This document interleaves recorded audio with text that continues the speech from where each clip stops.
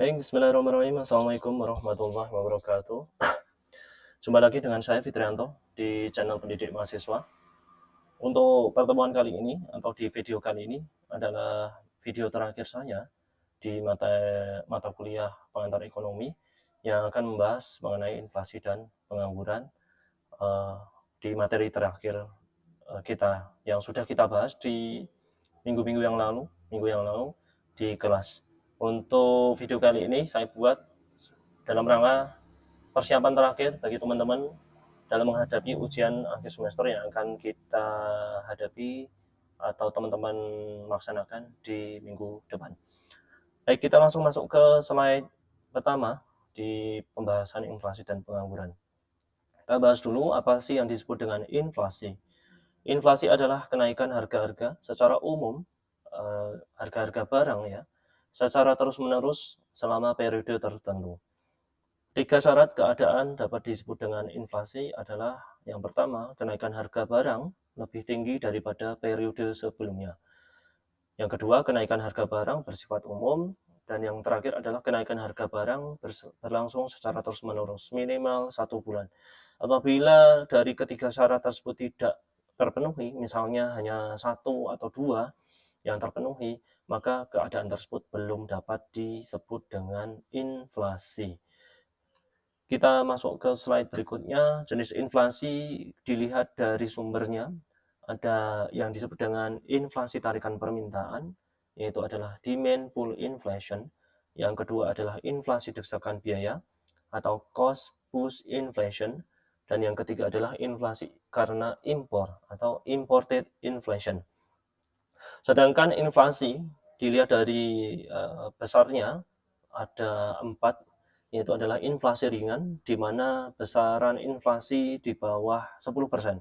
Ketika inflasi sedang, maka inflasinya berada sekitar antara 10 hingga 30%, dan inflasi berat berada pada 30% hingga 100%, dan yang terakhir ada yang disebut dengan hiperinflasi, yaitu inflasi yang di atas besarnya 100%.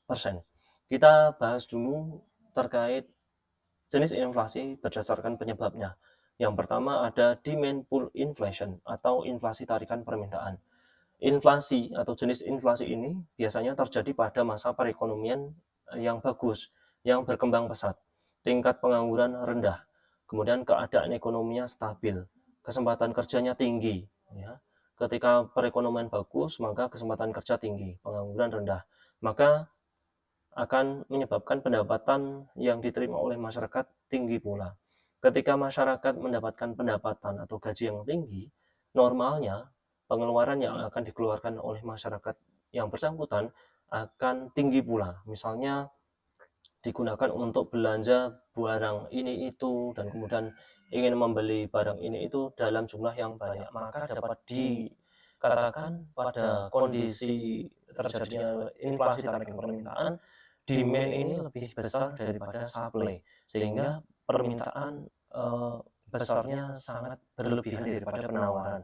Maka pengeluaran berlebihan yang dikeluarkan oleh masyarakat untuk belanja barang menyebabkan jumlah uang yang beredar banyak yang ada di masyarakat, akan menyebabkan inflasi. Inflasi karena tarikan permintaan. Untuk masalah kurvanya silakan Anda lihat di sini. Nah, Anda bisa mempelajarinya di pembahasan selebihnya yang ada di buku. Kemudian saya jelaskan yang kedua, inflasi terjadi berdasarkan penyebabnya. Yang kedua ada inflasi karena desakan biaya atau cost push inflation. Dari sisi produsen, kalau yang inflasi tarikan permintaan berarti dari sisi konsumen. Ya, dikarenakan karena banyaknya permintaan dari masyarakat, maka produsen kewalahan dalam memenuhi permintaan dari masyarakat, sehingga menyebabkan jumlah produksinya, ya, karena barangnya yang diminta banyak, maka produsen untuk memenuhi kebutuhan dari masyarakat juga berusaha memproduksi barang yang lebih banyak pula. Ya. Sama halnya, inflasi karena desakan biaya terjadi pada ekonomi yang bagus, stabil, tingkat penganggurannya rendah, kemudian kondisi ekonominya bagus. Nah, perusahaan menghadapi naiknya permintaan, ya, yang karena tarikan permintaan, perusahaan menghadapi naiknya permintaan dengan cara menaikkan jumlah produksi. Misalnya awalnya hanya memproduksi 100, karena permintaan yang ada di masyarakat itu banyak, katakanlah dari 100 menjadi 500, maka perusahaan berusaha memproduksi barangnya lebih banyak, ya, dengan cara merekrut karyawan, mencari karyawan yang lebih banyak dengan cara agar mau karyawan tersebut kerja dengan cara menaikkan gaji yang lebih tinggi, ya. Karena gajinya lebih tinggi, maka pengeluaran perusahaan atau kos perusahaan untuk membayar gaji juga semakin tinggi pula. Untuk menutupnya, maka imbasnya adalah biaya produksinya juga naik, kemudian imbasnya untuk menutup tingginya dari biaya yang dikeluarkan oleh perusahaan, maka perusahaan memilih opsi menaikkan harga barang tersebut. Ketika harga-harga barang naik, maka disitulah terjadi inflasi, karena masyarakat mengeluarkan uang lebih banyak membeli barang yang diinginkannya. Gitu ya, baik dari inflasi tarikan permintaan maupun desakan biaya. Tarikan permintaan dari sisi konsumen, inflasi desakan biaya dari sisi produsen, sama-sama ketika terjadinya saat kondisi ekonomi bagus, ya, pengangguran rendah, dan kemudian kesempatan kerja tinggi.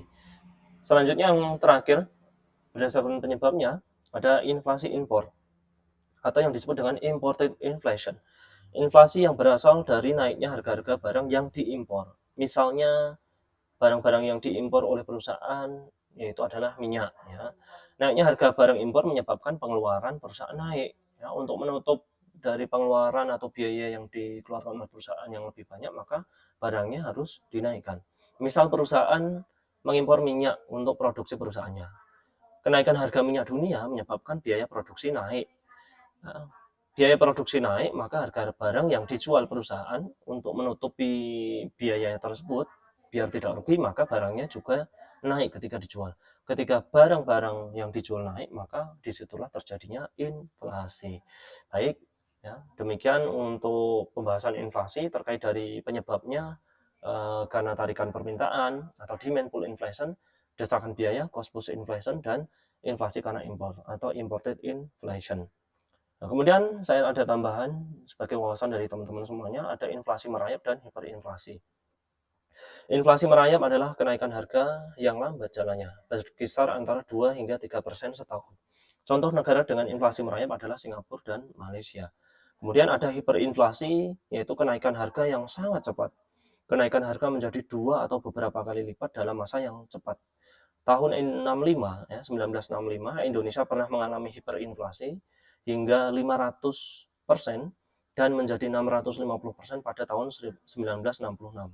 Ya, pada saat itu benar-benar kacau karena harga barang naik dengan sangat cepat. Ya, contoh lain dari negara yang mengalami hiperinflasi adalah pada tahun 2020 negara Zimbabwe pernah mencatat rekor inflasi terparah sebesar 837,53%. Ya, dari panahnya inflasi di negara Zimbabwe saat itu, ya, uang tidak ada harganya, uang kertas tidak ada harganya. Misalnya hanya untuk membeli 3 telur, masyarakat Zimbabwe harus mengeluarkan uang sebanyak the 100 billion dollar Zimbabwe, ya, was said to have bought just 3 egg. Hanya untuk membeli 3 telur harus mengeluarkan 100 triliun, saking parahnya. Kemudian gambar yang sebelah kanan, saking inflasi yang sangat parah, uang tidak ada harganya, maka untuk membeli barang-barang yang lain misalnya, uangnya ditumpuk di meja ataupun dimasukkan ke dalam pengangkut, ya, saking nggak ada harganya karena nilainya benar-benar jatuh, ya. Mudah-mudahan tidak terjadi hiperinflasi ke depannya di negara Indonesia. Kemudian contoh dari hiperinflasi selain dari Indonesia, Zimbabwe, ini adalah Venezuela yang paling parah juga. Pada tahun 2014, inflasi di Venezuela tercatat 69%, 2015 181%, 2016 800%, 2017 4000%, dan 2018 tingkat inflasi hingga 1.700.000% hingga 2 juta%. Ini sangat-sangat parah hiperinflasi yang ada di Venezuela. Untuk beberapa tahun ini, kalau nggak salah di 2023 maupun 2024, sepertinya inflasinya sudah lebih menurun daripada yang 2018 yang ada di Venezuela saat ini. Kemudian indikator inflasi dapat dihitung berdasarkan indeks harga konsumen atau Consumer Price Index atau CPI. Kemudian indeks harga perdagangan besar atau IHPB atau Producer Price Index atau PPI. Dan yang terakhir yang pernah kita pelajari di awal-awal setelah UTS adalah indeks harga implisit atau GDP deflator. Indeks harga konsumen menunjukkan tingkat harga barang dan jasa yang harus dibeli konsumen dalam satu periode. Angka IHK diperoleh dengan menghitung harga-harga barang dan jasa terutama yang dikonsumsi masyarakat.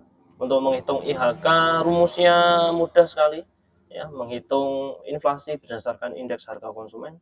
IHK tahun yang akan kita hitung dikurangi IHK tahun sebelumnya, 1 tahun sebelumnya, dibagi IHK tahun 1 tahun sebelumnya, dikali 100% atau 100 boleh. Kemudian misalnya kita ingin menghitung nilai inflasi berdasarkan IHK di tahun 2018.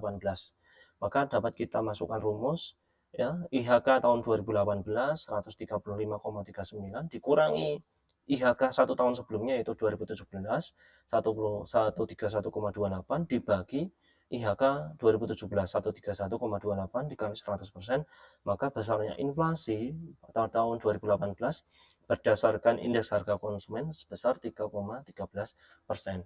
Begitu pula untuk yang indeks harga perdagangan besar dan deflator atau GDP deflator, caranya hampir mirip dengan perhitungan inflasi berdasarkan IHK. Ya. Untuk yang deflator sudah saya jelaskan di pertemuan ke-8 atau materi ketika kita membahas terkait dengan pendapatan nasional yang membahas ada GDP nominal, ada GDP real, kemudian deflator, maka sudah saya jelaskan, tidak perlu saya ulangi kembali. Dampak inflasi ada yang positif dan negatif. Dampak positif adalah peredaran uang barang lebih cepat, produksi bertambah, kesempatan kerja bertambah, pendapatan masyarakat naik. Kemudian dampak negatif, ya, harga barang naik, nilai kepercayaan terhadap mata uang turun, terjadinya tindakan spekulasi, banyak proyek pembangunan macet, rendahnya kesadaran masyarakat untuk menabung. Itu kita lanjut ke pembahasan selanjutnya, yaitu adalah pengangguran atau unemployment. Pengangguran adalah salah satu masalah utama di negara berkembang dan negara miskin. Kebanyakan, ya, pemerintah negara atau negara perlu campur tangan untuk mengatasi masalah pengangguran. Pengangguran adalah mereka yang ingin bekerja, sedang berusaha mendapatkan atau mengembangkan pekerjaan, tetapi belum berhasil mendapatkannya. Ya, berdasarkan Badan Pusat Statistik tahun 2023 bulan Agustus, jumlah pengangguran sebesar di Indonesia 7,8 juta atau 5,32% pada bulan Agustus 2023. Kita masuk ke slide berikutnya. Jenis pengangguran bisa dilihat dari penyebabnya dan cirinya. Berdasarkan penyebabnya ada pengangguran normal atau friksional, ada pengangguran siklikal, pengangguran struktural, dan pengangguran teknologi. Berdasarkan cirinya ada yang pengangguran terbuka, pengangguran tersembunyi, pengangguran musiman, dan setengah menganggur. Kita bahas dulu berdasarkan penyebabnya. Pengangguran berdasarkan penyebabnya yang pertama friksional. Nah, menganggur karena sedang dalam proses peralihan dari suatu pekerjaan ke pekerjaan lainnya. Alasannya adalah pindah perusahaan, pindah lokasi atau kota, sehingga menyebabkan pengangguran pada saat itu. Ya.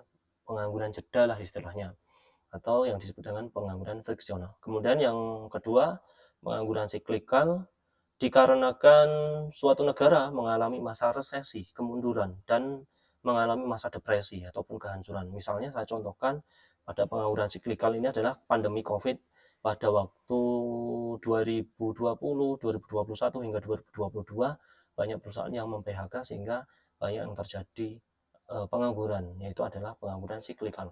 Kemudian yang ketiga adalah pengangguran struktural, yaitu belum bisa mendapatkan pekerjaan karena ketidakcocokan keahlian yang dimiliki dengan jenis kebutuhan tenaga kerja yang dicari. Misalnya sarjana peternakan, tapi lowongan yang tersedia misalnya hanya untuk yang ekonomi atau di luar peternakan. Kemudian yang keempat, pengangguran karena teknologi, karena kemajuan teknologi, tenaga manusia diganti mesin-mesin atau teknologi, sehingga banyak yang diputus hubungan kerja. Kemudian yang selanjutnya pengangguran berdasarkan cirinya, ada yang pengangguran terbuka, terjadi karena lowongan kerja lebih sedikit daripada permintaan kerja. Akibatnya semakin banyak orang-orang yang tidak dapat pekerjaan. Yang kedua, pengangguran tersembunyi, kondisi di mana jumlah tenaga kerja lebih banyak dari yang seharusnya diperlukan. Biasanya di negara-negara berkembang, di sektor pertanian dan jasa. Yang ketiga adalah pengangguran musiman, biasanya pada sektor pertanian, perikanan, agraris ya. Pada musim hujan, petani bisa bertanam. Ya. Jika musim kemarau, tidak bisa bertanam. Nah, kemudian untuk yang selanjutnya ada nelayan. Ketika cuaca buruk bisa bekerja, ketika ketika cuaca buruk bisa bekerja, ketika cuaca buruk tidak bisa bekerja, ketika cuaca cerah bisa bekerja. Maka disebut dengan pengangguran musiman. Yang keempat adalah setelah menganggur, pengangguran karena jam kerja di yang di yang dimiliki oleh masyarakat tersebut lebih rendah daripada umumnya. Misalnya jam kerjanya adalah satu hari normalnya 8 jam. Maka ketika hanya bekerja 4 jam dalam sehari, ya, maka dapat dikatakan setengah menganggur, yaitu bahasa kerennya adalah part time. Misal bekerja 1 atau 2 jam dalam seminggu, atau 2 hingga 4 jam sehari. Disebut dengan underemployed. Kita masuk ke pembahasan bagaimana pengangguran dapat diukur. Ya. Sebelum kita mengukur perhitungan tingkat pengangguran, partisipasi kerja, dan seterusnya, maka perlu dipahami dulu istilah-istilah yang akan saya jelaskan. Yang pertama adalah angkatan kerja. Mereka yang berusia 15 hingga 64 tahun. Terdiri dari orang yang bekerja dan orang yang tidak bekerja. Ya. Maka orang yang berusia 15 ya, sampai 64 tahun ya, dan bekerja maka disebut dengan angkatan kerja, atau orang yang tidak bekerja dapat disebut dengan angkatan kerja. Kalau 15 tahun masih SMA Pak, ya beda caranya, beda kasusnya. Kalau masih sekolah belum disebut dengan angkatan kerja. Yang kedua adalah bukan angkatan kerja, meliputi ibu rumah tangga dan anak sekolah, mahasiswa, dan seterusnya. Yang terakhir, populasi orang dewasa adalah gabungan dari angkatan kerja dan bukan angkatan kerja. Ingat, angkatan kerja terdiri dari orang yang bekerja dan yang tidak bekerja usia 15 hingga 64 tahun. Bukan angkatan kerja, ada ibu rumah tangga dan anak-anak. Ya, populasi berarti gabungan dari angkatan kerja dan bukan angkatan kerja. Tingkat pengangguran dapat dihitung dengan cara membagi antara jumlah pengangguran dibagi angkatan kerja dikali 100%. Tingkat partisipasi angkatan kerja dapat dihitung dengan cara membagi angkatan kerja dibagi populasi orang dewasa atau populasi masyarakat lah ya, dikali 100%. Saya kasih contoh di sini ilustrasinya ya. Ini ada tabel ataupun bagan berwarna-warni, ada yang bekerja, ada yang tidak bekerja, dan bukan angkatan kerja. Ya.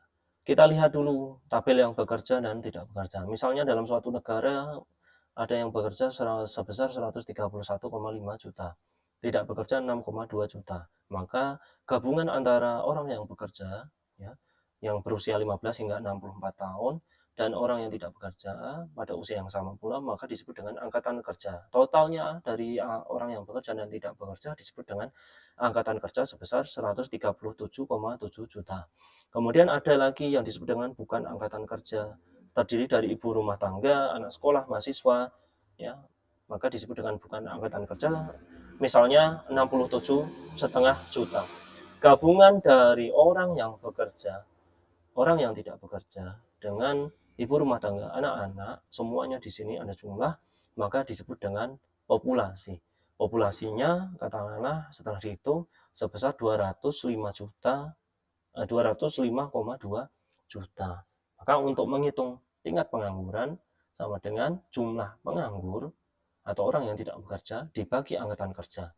Jumlah penganggur atau orang yang tidak bekerja tadi sudah diketahui di sini adalah 6,2 juta dibagi angkatan kerja. Angkatan kerja berarti gabungan dari orang yang bekerja dan orang yang tidak bekerja sebesar 137,7 juta dikali 100% sehingga didapatkan angka sebesar 4,5%. Kemudian dari tabel soal di sini dapat dihitung pula bagaimana tingkat partisipasi angkatan kerja dapat dicari dengan cara angkatan kerja. Berarti angkatan kerja gabungan dari orang yang bekerja dan tidak bekerja 137,7 juta dibagi jumlah keseluruhan masyarakat atau penduduk, yaitu sebesar 205,2 juta dikali 100%, maka tingkat partisipasi angkatan kerja adalah sebesar 67,1% dari suatu wilayah tersebut. Saya contohkan yang lain, misal ada soal seperti ini, ya. Latihan soal, misalnya suatu daerah diketahui jumlah pengangguran adalah 1.557.243 jiwa. Jumlah angkatan kerja 3.669.354 jiwa. Dan jumlah bukan angkatan kerja sebesar 1.345.543 jiwa. Hitunglah tingkat pengangguran, tingkat partisipasi angkatan kerja. Tingkat pengangguran berarti jumlah orang yang tidak bekerja dibagi angkatan kerja. Ya. Jumlah penganggurannya, bagaimana dihitungnya? Ya. Jumlah penganggurannya 1.500 sekian. Angkatan kerja 3.600 sekian. Jumlah bukan angkatan kerja 1.300.000 sekian.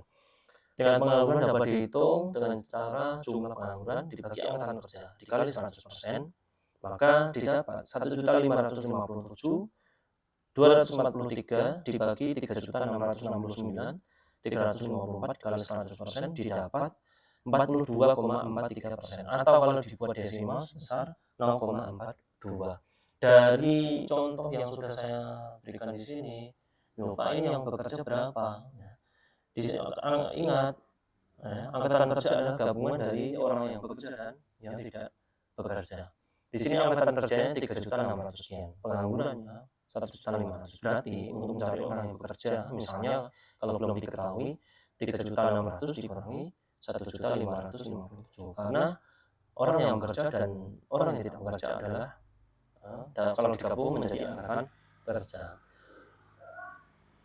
Tabel ini adalah atau slide ini untuk mengukur tingkat pengangguran. Bagaimana untuk menghitung tingkat partisipasi angkatan kerja, Pak?